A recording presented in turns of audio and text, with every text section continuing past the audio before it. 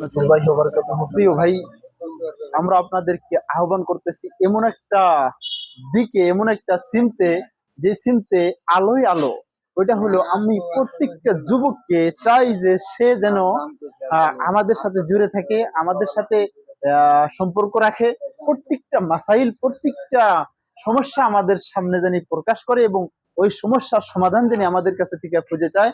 আমরা হাদিস ও কোরআনের থেকে ওই সমস্যার সমাধান আমরা খুঁজে দিব বলে আশা করি আর ইনশাআল্লাহ তাআলা। আর হুজুর, আমরা যে হাদিস কালামের বিষয়ে কিছু জানি না, তো আমাদের এই জন্যই বলতেছি, প্রত্যেকটা যুবকদেরকে আমরা আহ্বান করি যে তারা জানি আমাদের সাথে সম্পর্ক রাখে এবং আমরা চাই যে এশারের পরে কমসে কম সমস্ত যুবক জানি আমাদের সাথে সম্পর্ক রাখে।